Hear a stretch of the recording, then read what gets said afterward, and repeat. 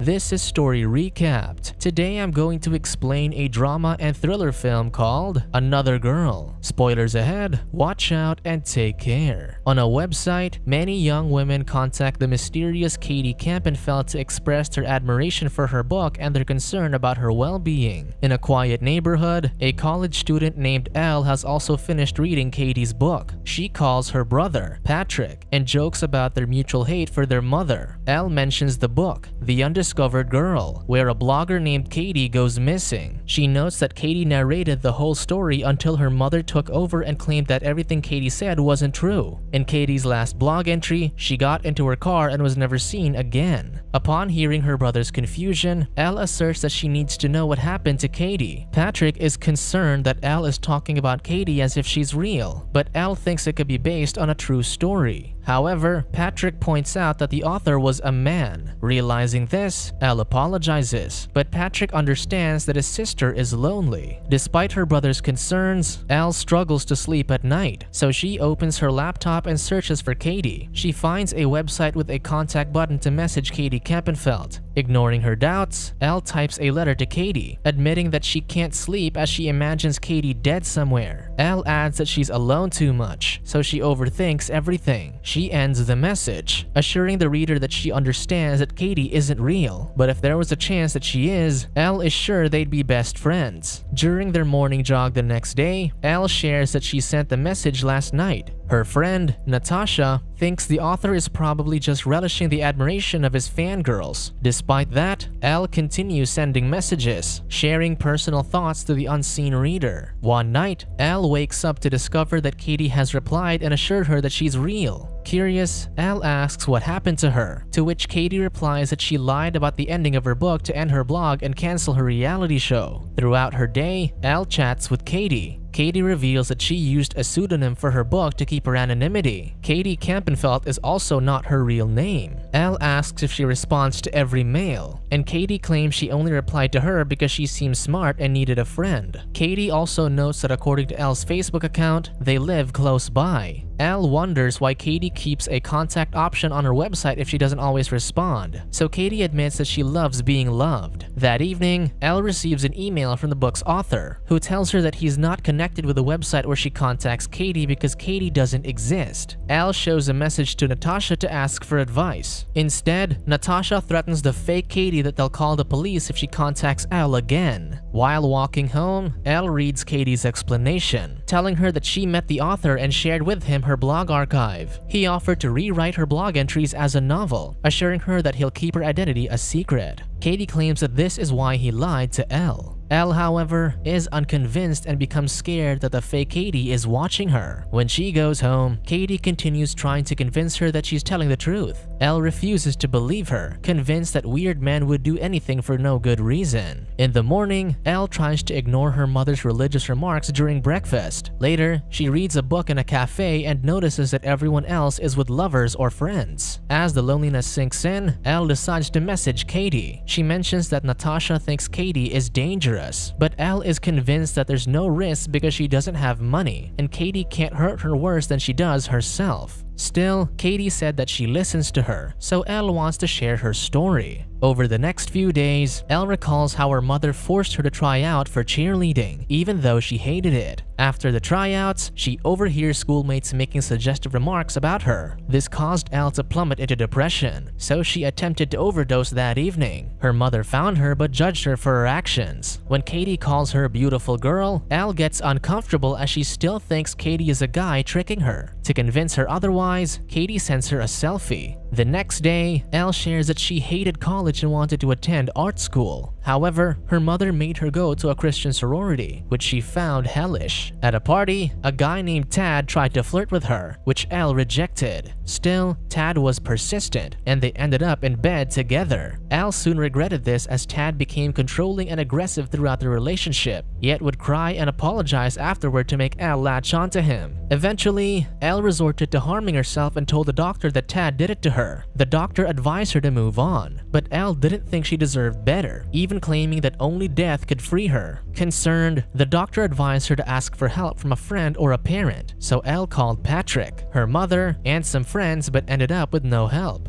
In the end, she stayed with her oldest estranged brother, Connor, whom she hadn't seen since their father died. Connor happily welcomed Elle and introduced her to his fiancé, Joseph. Only then did Elle find out about Connor's preferences. After sharing such personal things, Elle becomes hesitant about contacting Katie again. When Katie wonders if Elle hasn't been responding since she killed herself, Elle finally replies that it's a likely scenario. Admitting that sharing her life story made her feel better, Elle continued with her story. Her mother accused Connor of being a bad influence on Elle when she discovered that she moved in with him, unaware that he was also seeing a man. One day, Connor recommended Elle for a job in marketing. Elle tried to impress her interviewer, Molly, by noting how she left college to pursue a more on-hand experience. But Molly noticed her self-inflicted scar. She excused that it was a dog bite, and Connor's friend and the company's CEO, Dave, entered to ask about the dog. He then welcomed her into the company, confirming that she got the job. Dave showed her to her office, where Elle asked about the former employee she was replacing, hoping not to make the same mistakes as she did. Dave told her that his last assistant was passive, so he encouraged her to speak up about her ideas, even if it's above her pay grade. For weeks, Elle found herself getting comfortable with the company, even joining in campaign meetings, and soon made her own suggestions. One day, Elle met Dave's wife, Carmen. While Dave got ready to leave, Carmen offered her an extra job as a babysitter, which Elle happily accepted. Elle admits to Katie that she was insecure about her appearance after meeting Carmen. One day, Elle noticed that Dave was not feeling well, so he shared that he and Carmen attended a cocktail party where Carmen didn't behave. After Elle promised secrecy, Dave confessed that before marrying Carmen, she told him that she was ready to leave the party girl life behind to become a wife, a mother, and a businesswoman. That changed when their daughter was born.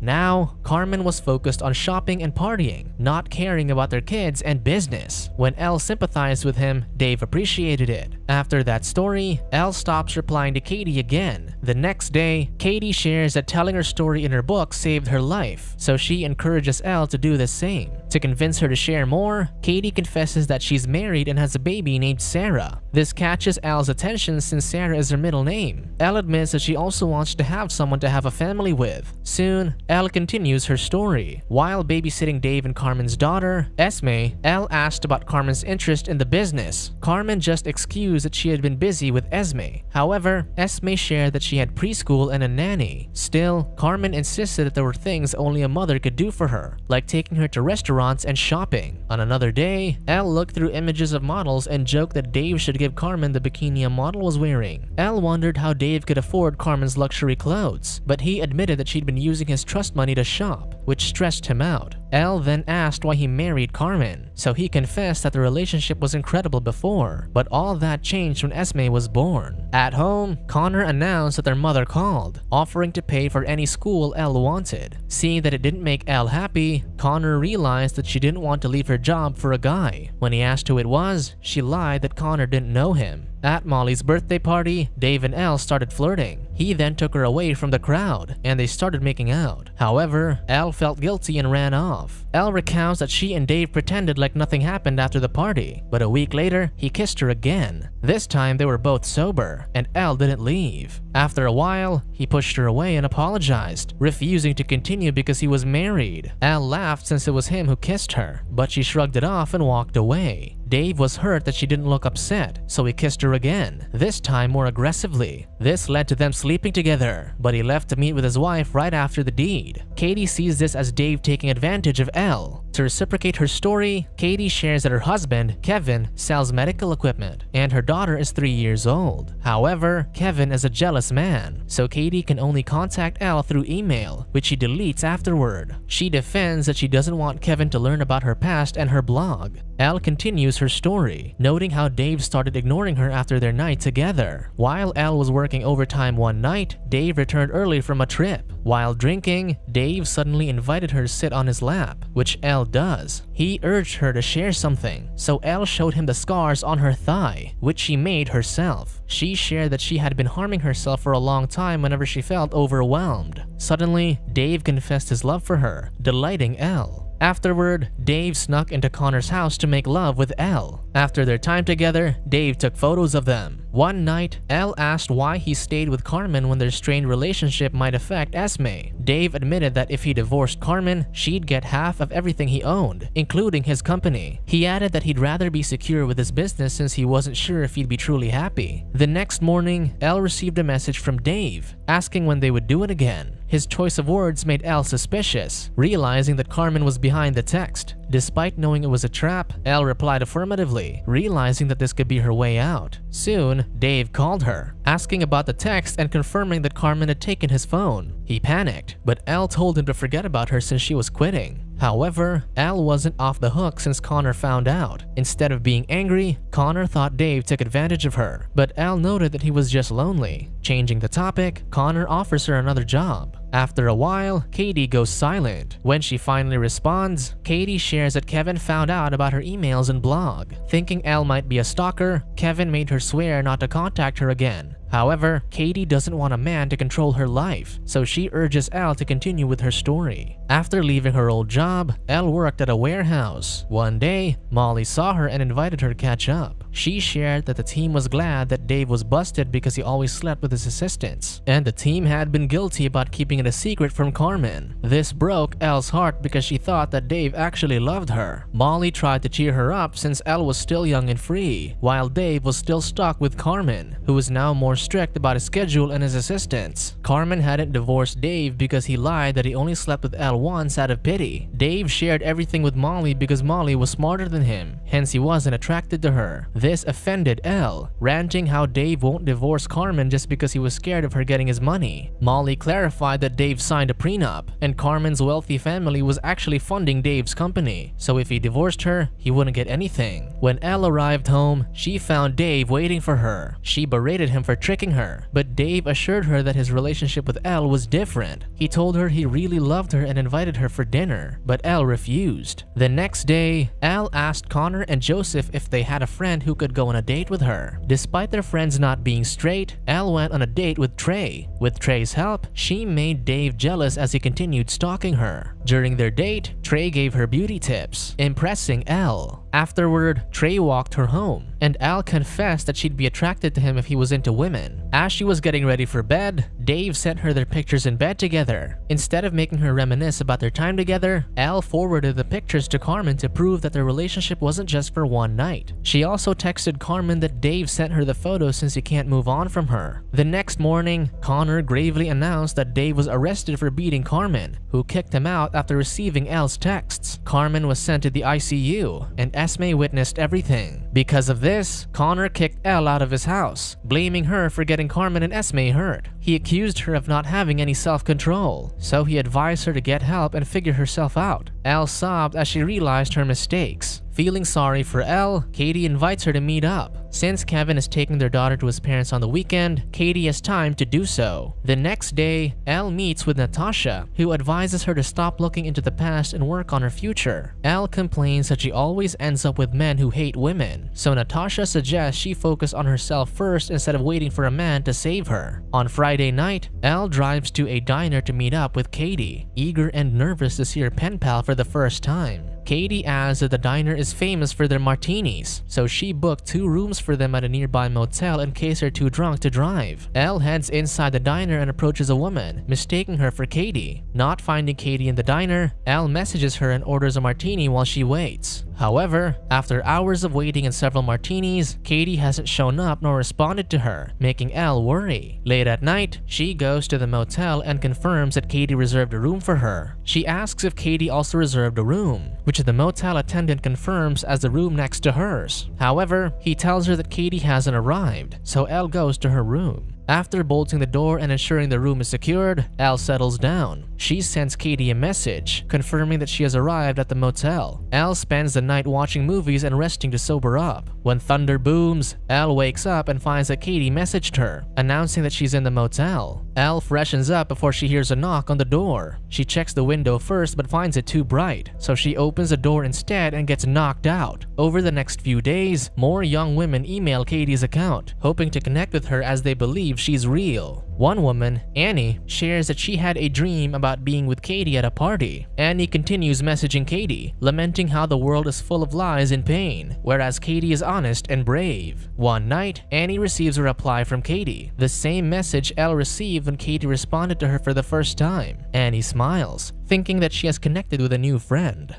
Subscribe to watch more videos like this. Turn on notifications. And leave a like, it really helps the channel out.